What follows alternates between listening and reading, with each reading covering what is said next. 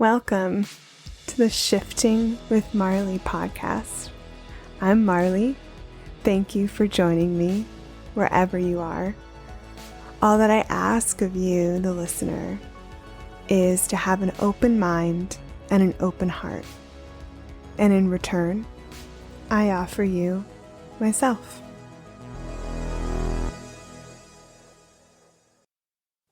Today, we're going to talk about traveling the world and what it means to be a global citizen.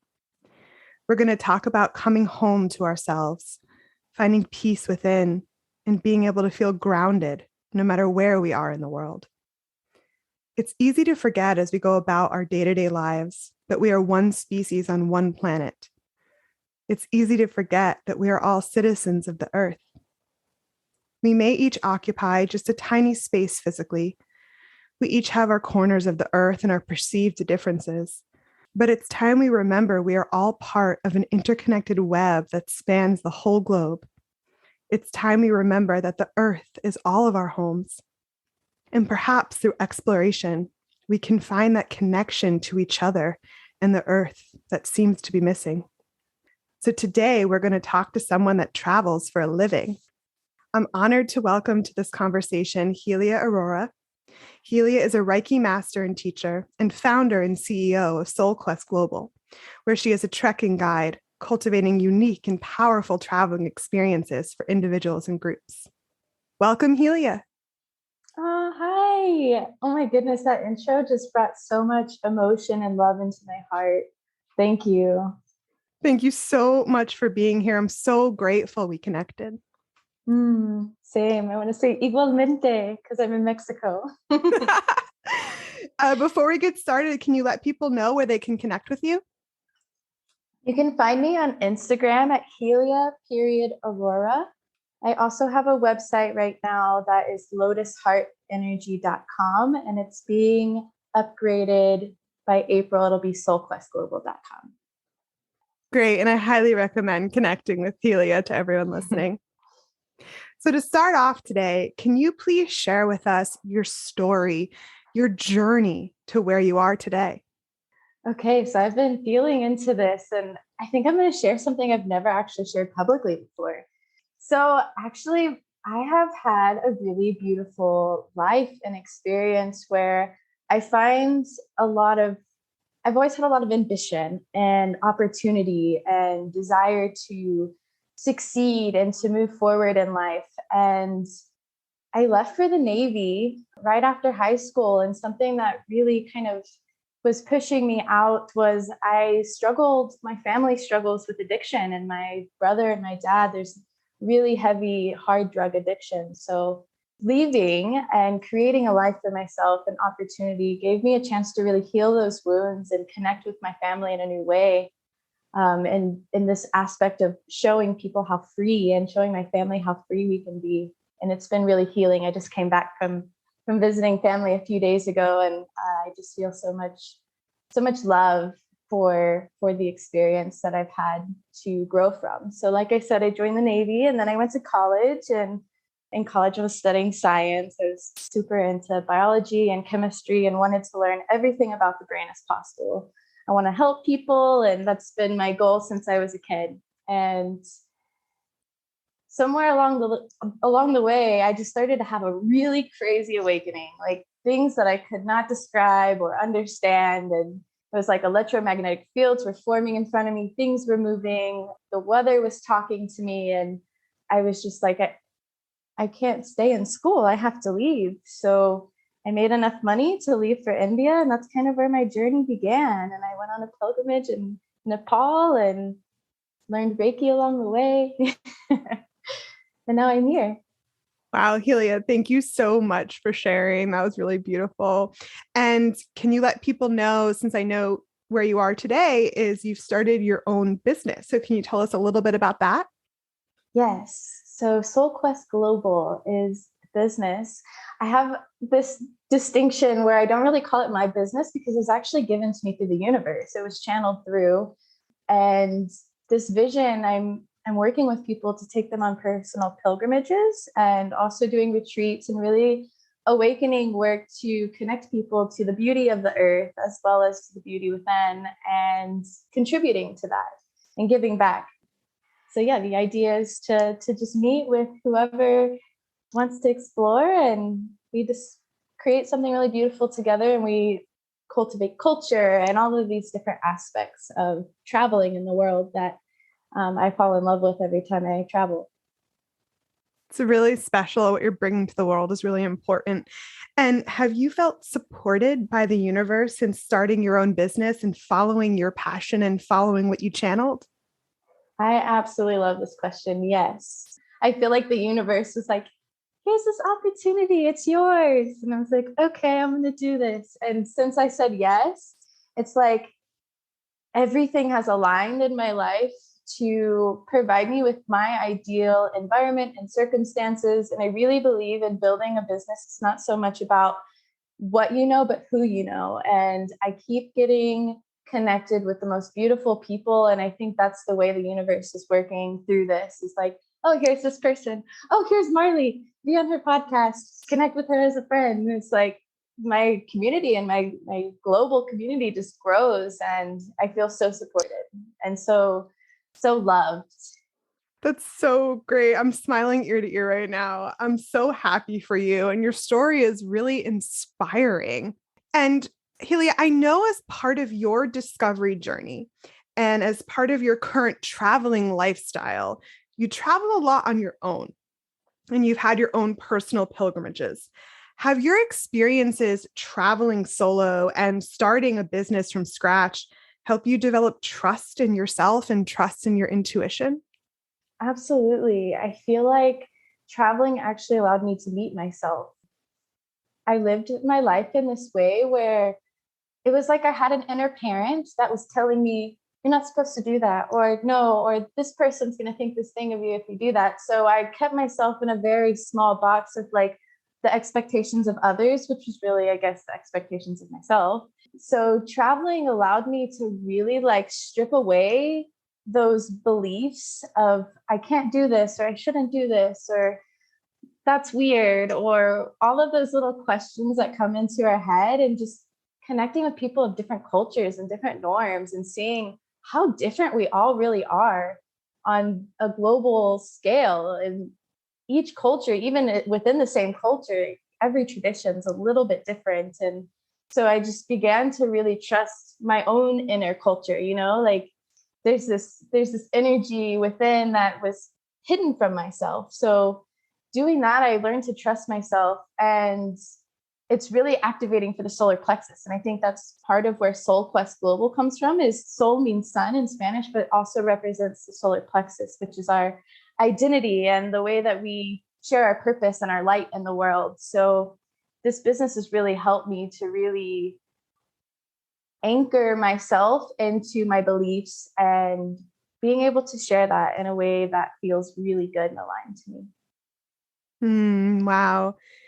This is something I'm working on myself, trusting myself more and trusting my intuition. So hearing you say all that was really inspiring for me. So thank you. Thank you. So what is your long-term vision for your business? This is a really beautiful question. So like I said, this vision came to me, like slowly at first, and then it was just like a gush of information was flowing through. I was in the shower one day and I was just like bawling, and I was like, oh my God, this is like way beyond me. So the end vision is to have a global trekking alliance where I have guides from all over the world that have land that they steward, or like land that they're really in touch with. And people can kind of go onto this online portal and type in where they want to go or what kind of experiences they want to have, and connect with a guide that I personally know, like, and trust, and go on a pilgrimage with them, and having global retreats and just creating an alliance throughout the world where people can kind of zip in and go on their ideal traveling experiences.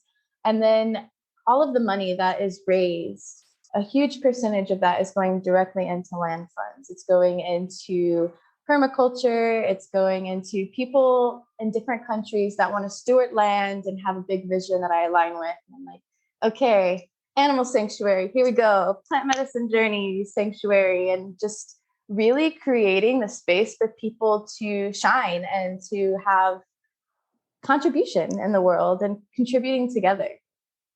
That is so special and so sacred, Helia. And what you're bringing to the world is just so powerful and important. I'm so excited to see your business evolve. Thank you. So let's talk about what you've learned through your travels and moving around so much and being a global citizen like you are. How do you find that feeling of home while traveling for a living? It's funny because the image of like a turtle comes into my head. I just saw myself when I first left in right after high school to go to the Navy. I had like the sea bag and like all of my things on my back.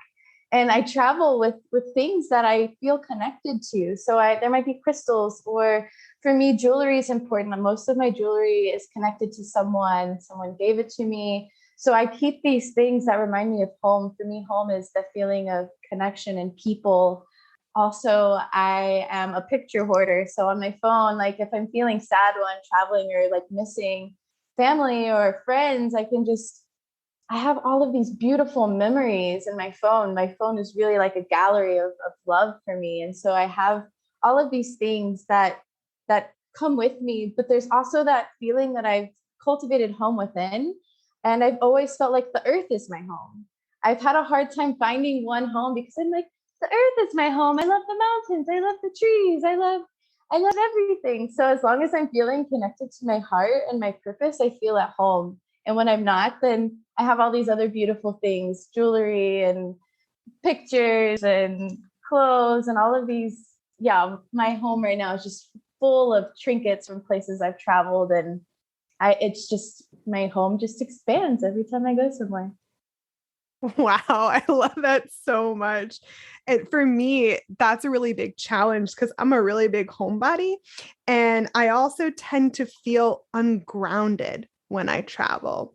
So I was wondering, how do you stay grounded while traveling so much? Mm, this is a really beautiful question. And I just got back from traveling like 2 days ago. And I went to Texas and then I went to San Miguel and now I'm here. And when I was in Texas, I was in the home that I left when I left for the Navy. And so it was hard for me to feel grounded at some points. But then I figured out going outside was my key. So I would go in the backyard and look at the stars or look at the clouds or just even look at the grass that needed to be watered and get the gratitude. And for me, like connecting to nature and the environment helps me to ground and really taking a moment to be present. So like looking and smelling and feeling and hearing and breathing it all into the body. Really like allowing myself to take up space. When I'm inside, my energy is as it is. And then when I'm outside, it's like it expands and I like am a huge expansive being. So even I feel really expansive in my own home, but if I was to walk outside, it's a whole different experience for me. So that is the same feeling of groundedness for me, is that expanded state where I just feel connected. So ways that people can ground is to really just breathe into the body and feeling the connection with the earth, whether it's the sun or the moon or the stars or the air, the trees, whatever it is, just finding that thing that catches your eye and taking a moment to be like, oh, you're here. I'm here. We're both here. Do you see me seeing you? you know? And it's play for me. It's all about like enjoying it and being playful in the process. That's really beautiful. I'm going to try all that next time I travel outside of my home. Thank you. Yay. So, Helia, I know part of what you offer in your guided SolQuest treks are helping people connect to the earth and their environment in deeper ways, which I think is just so important and needed now more than ever. So I'm curious, how has your relationship with the earth evolved over time on your journey? Mm. So reflecting on this question, as a child, I was so connected to the earth. My mom said I would come into the house and I'd have these roly-polies crawling out of my pockets, and she'd have to empty my pockets for rocks and roly-polies anytime she wanted to do my laundry. And if she did a foot check every time I came in the house, she's like, feet are dirty, go wash your feet with the water hose. And I just was so in the earth as a kid. And I lived not in a huge like nature place. I was just like playing in the mud, making mud pies. And so I find as I go deeper into my journey of awakening and energetic awareness, I find myself returning to these childlike places. That is really the evolved self. This is the child, I feel. And so I find myself going and picking flowers, or like moving them from one place to another to create like a little altar, a shrine. And I feel that it's expanding. It really is expanding. And I now ask permission to the mountains or the trees before I pass through a trail. And I really speak to the earth and communicate with the earth as if, well, not as if, I mean, it is its own being. And so just acknowledging the earth as its divine consciousness and present. And that's expanding my own connection to myself through that process, because we are of the earth and we are the earth. I feel that so deeply. And for me, reflecting back on my own journey, I wanted to share with you. I think I was drawn to studying environmental science and ecology in school because it brought me closer to Mother Earth. But it's really only in recent years where I developed my energetic bond with the earth through meditation and gratitude and spending more intentional time in nature and that deep communion, that I finally found fulfillment and that deeper connection to the earth that I'd been seeking my whole life. Mm.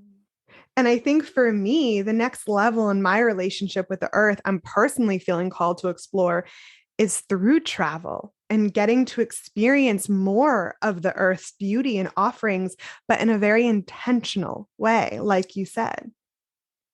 I love that. And yes, I think the practice of meditation or gratitude really brings us closer, because we're taking ourselves and our minds out of the activity, and it's becoming one with what we're admiring and observing. That's a really good point. Whenever I got out of the Navy, hiking is kind of what brought me back to myself. It was healing. I was going through a really sad breakup, and I was coming out of the Navy, and it was like my whole life was changing, and I would just walk, and I didn't have a connection to meditation yet. I didn't have a connection to energy.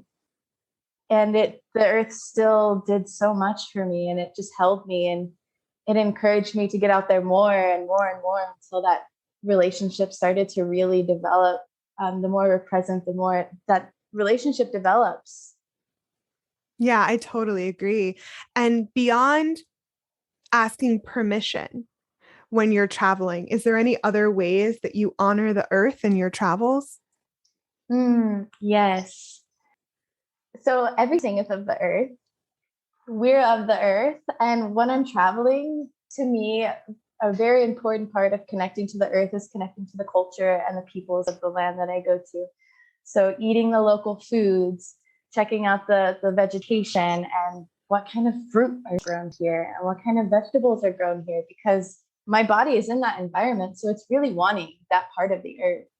And so it's really accepting the offerings of the earth from wherever I'm at, and also giving back and being like, this was delicious, or just cultural exchange between people and sharing ideas and wisdoms. And there's just so many different ways. I like to communicate with the trees and move things around. If I see like something dead on a trail, I like to move it into a space where it can have a nice rest. And leaving offerings. This is going to sound funny, and it's supposed to sound funny, but I like to connect with the fairy realm, which is to me like very playful and very earthbound. So sometimes I'll get some sweets or some fruit and make a little fairy altar and like offer it to the fairies. And it opens the earth up in my perception to myself in a very fun and unique way. Wow, Helia, I love you so much. I love you too. I really love that. And it's just so important. And it's really how humanity is meant to be living. Mm. So, turning our attention now to a little bit of Reiki into the conversation. You are a Reiki master and teacher. And I know you were first introduced to the energetics of the world through Reiki. And I know you incorporate Reiki in your guided SolQuest treks. So, can you share with us a bit about Reiki energy and how incorporating Reiki into your life has helped you develop a stronger relationship with yourself and also the earth? Absolutely. So like I said, when I was in college, I had this crazy energetic awakening. And during that awakening, energy was just, it was so loud. It was so loud. And one of the things that was happening is I had this flushes of energy running through my arm as I was trying to go to sleep. And it was like restless leg syndrome. And I didn't know what to do about it. It was painful. It would keep me up. I would basically be in tears and just shaking my arms out and trying to alleviate the energy. And at the time, Allison, actually, you did a podcast with Allison not too long ago. She, we were in connection and I was telling her what was going on. And she was like, well, why don't you take my Reiki class? And I was like, yes, I'm going to take your Reiki class. And as soon as I did, it was like, never again did I have energy running through my arms in an uncomfortable way. And I started to find empowerment in it. I started to feel embodied and connected to myself. It was like you go on this 21-day self journey to self Reiki when you start, and you're turning on your energy channels with your own hands and with your own prayer and with your own gratitude. And it just becomes this really, really delicately beautiful process. And Reiki 2 and 3 just like gravitated into my life and just swooped me. And it became part of my travels. When I was trekking, when I was in India, I learned Kundalini Tantra. Around the same time, I went to yoga school. So I learned all of these practices for channeling energy. And it became this thing where it was just for me. It was for myself, and it was to understand my body and my energy and my intuition more. And after I got certified to level 2, I was like, it would be an in-service if I didn't share this. I'm supposed to share this. So I started sharing Reiki.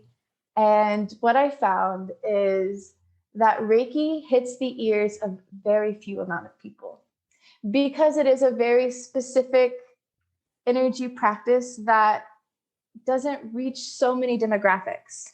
So I was finding it difficult in my business. I had a business, Lotus Heart Energy, where I was teaching Reiki. And it was like speaking to people who couldn't hear me or understand what I had to offer. So I had the download, you need something grounded. And that's where SolQuest came. I was like, oh, I'm supposed to do this with the earth. And then I could just show people how to use their energy through a more grounded and like physical way that we can perceive as humans. Like that's how it was. And I really love doing Reiki with the earth and teaching people to connect with the earth through Reiki. Yes, I love how you talk about Reiki. It's such a powerful tool. And I loved how it helped you get to know yourself on a deeper level. I hold it responsible for my inner knowing. That's amazing. So, Helia, I know one of your missions in your work is to help people come home to themselves. And I know Reiki is one tool for that, but can you provide some tips and maybe other tools to help people listening connect in with themselves and get to know themselves better? I think the first thing that came into my mind when you asked that question was to really take a moment to remember your child self. What did your child self like? I know not all the kids love to go, like some kids are very germophobic and they hate dirt on their hands. But for me, like I had to run around barefoot outside all the time. And I still go on barefoot hikes if I'm feeling ungrounded. That's like my number one thing. I'm like, okay, I'm going to go barefoot hike on the trail. But everybody has a very unique imprint and a very unique thing that they're connected to. And with Reiki, when I teach Reiki, I teach the lineage that was passed down to me, from the Eastern lineage, very pure, just energy, just channeling. But I teach people, if you connect to sound, use sound bowls. If you connect to crystals, use crystals. And it's like finding those things that bring you joy. Follow your bliss, follow your joy. That's where your home is. If you find bliss in the stars, maybe stargaze at night. It's always different for each person.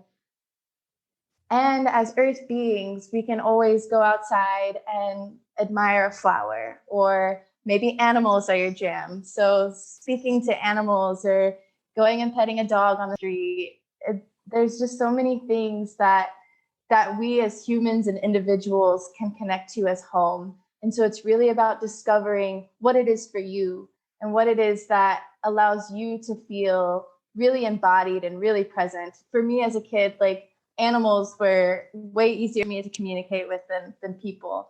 So I had cats around me all the time and dogs, and I love animal Reiki as well, because I just really connect with the animal kingdom. So it's so far and wide. So my advice to anybody listening that's not feeling connected to home is to follow your bliss. Take a moment and breathe and like clear your mind. And what's the first thing that comes to mind that you can do for yourself?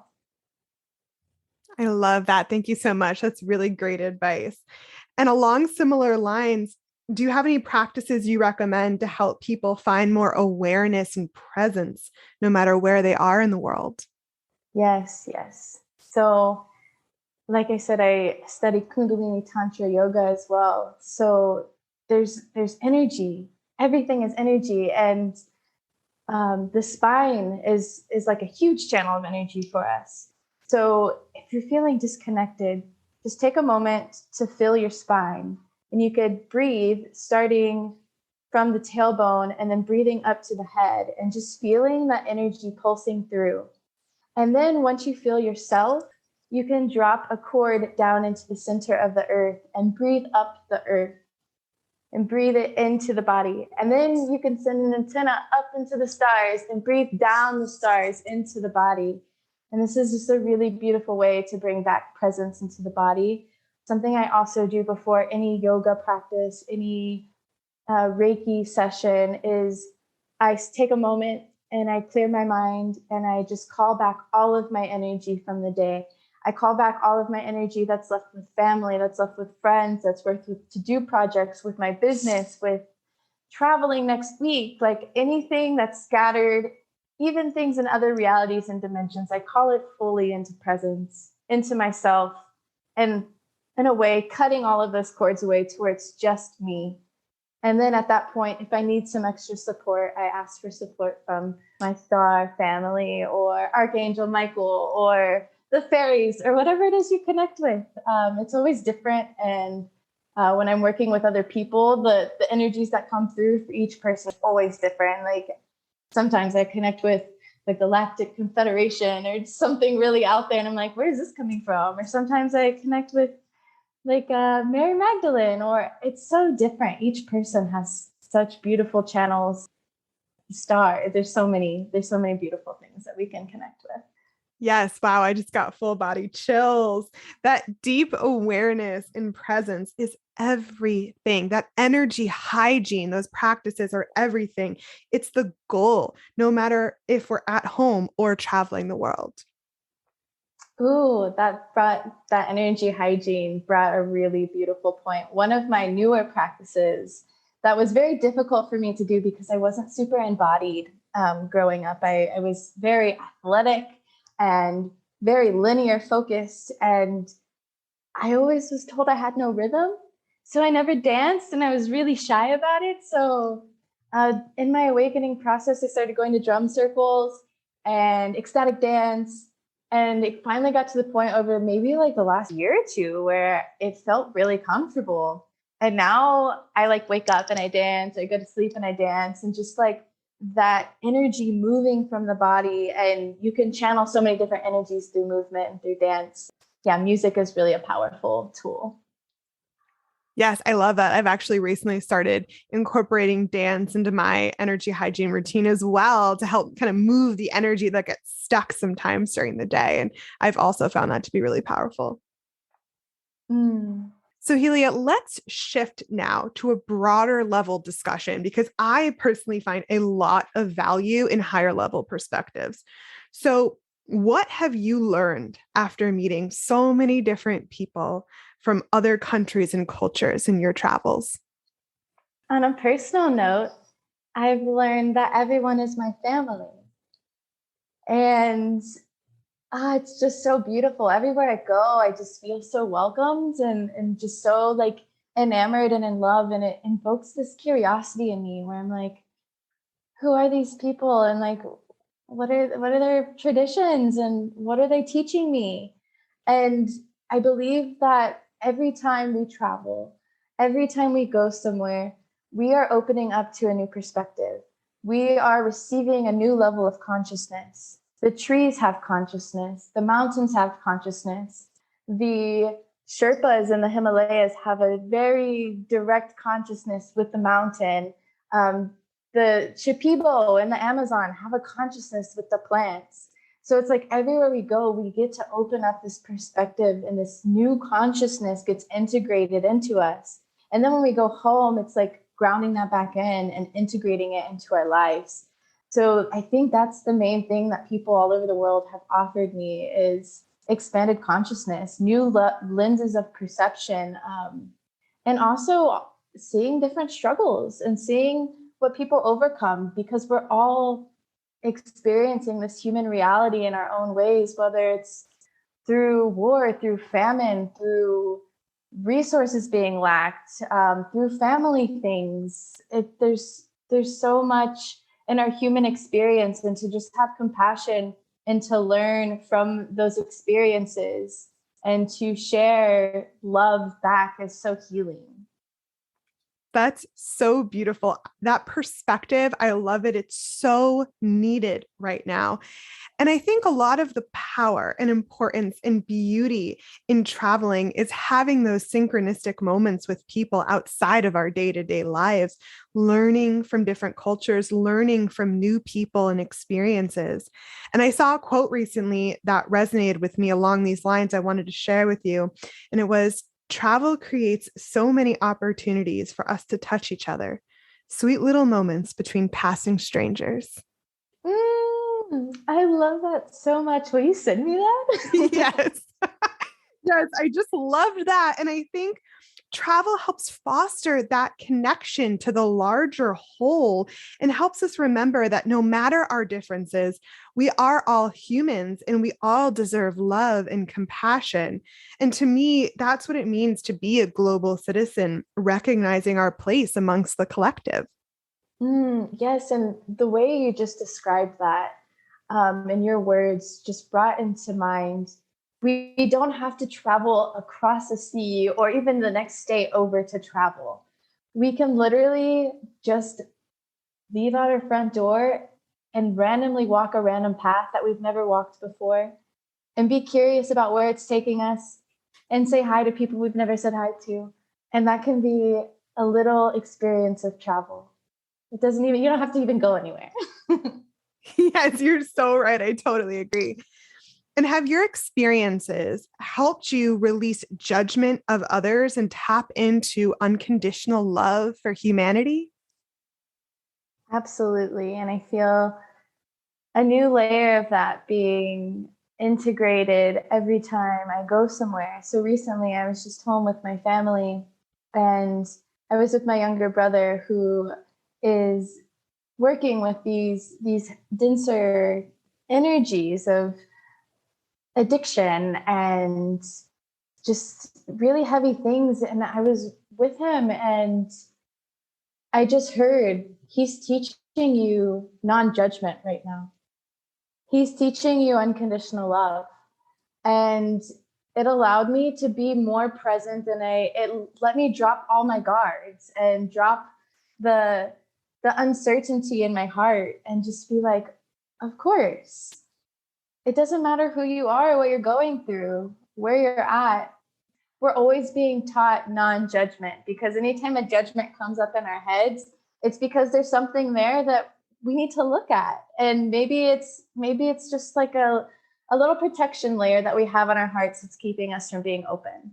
And yeah, I'm finding that everywhere. Like whenever you're traveling, sometimes fear comes into the body, which is an okay experience. And it's like, okay, and here I have 10 fingers, I have 10 toes, like I can see the earth, I can see these beautiful people. What's here for me that I'm so afraid of? What's waiting for me? Because there's probably a huge gift. And it's just being curious. And the hospitality I've received places, and places that I was never expecting hospitality, in places where white people can't come here, travelers can't come here. This is like Nepali only or whatever. And then just surrendering and receiving the gifts that came from that, and the genuine connections and the aha moments on both sides. It's like, oh, wait, hi, I see you, you know? So it's really beautiful. We always have these opportunities to come into non-judgment and self-love that allows us to love another. And I think that's a big lesson we're all learning collectively right now, to look past the labels and differences and division and conflict and anything arising in that moment, to embody more love for each other. Aho. Aho. So Helia, thank you so much for being here today and sharing your passion and perspective. And I have one last big important question for you today. What is your future vision for humanity and the earth? This question really touches my heart. I will start by saying there was a time in my awakening journey where I felt really, really sad by people saying, the earth is sick, the earth is dying, we're doing all these things to the earth. And I was like, who's giving the earth this voice? The earth that I know is so beautiful and so vibrant. And yeah, there might be some trash on the ground, but I have eyes and hands. I could pick it up and throw it away. And just because that trash is there, like the earth doesn't discriminate and be like, there's no space for you here, you know? The earth is so all encompassing. And I think the true voice of the earth is being heard, that the earth is regenerative. It's beautiful. It's going to keep existing and keep in harmony. And it's teaching us how to be in harmony with it. And we're teaching each other how to be in harmony with the earth. And my vision of the earth is that we return to hands in the soil, and there's room for everyone, regardless if you choose to play in earth consciousness or not.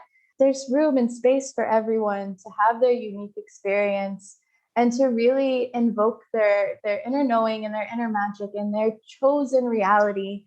The earth, in my perspective, this might seem really, really far out there, but the earth, in my perspective, is a portal where everything can exist. Anything that you are ready to perceive and receive can materialize in the earth planes, including fairies and gods and all of these things. So it's really, the earth holds space for, what dimension of reality would you like to exist on earth? And how would you like to contribute to that? And how are you contributing to it? Because we're always contributing to it. And so, yeah, my broader perspective is that the earth it just is. And we're evolving with the earth. And humanity's evolving with the earth. And there's safe havens and beautiful places for us to awaken by connecting. And the more this ripple of consciousness ripples the planet, we're all just going to be in such a more holistic and more harmonious place together as a collective and as a species of the earth, and with the animals and with the plants. And yeah, I have a really beautiful vision of where the earth is going. And I trust it. And that's why I'm doing what I'm doing, is to spread that energy and to spread that knowing of the beauty of the earth. We are all explorers of the unknown, on a quest to discover ourselves through the playground that is this earth plane. And through this discovery of ourselves as global citizens on one planet, through this remembering, perhaps we can find a little more compassion acceptance, and love for each other, our fellow humans. And wouldn't that make the world a better place for all of us? After all, as Guru Pathik says, the greatest illusion of this world is the illusion of separation.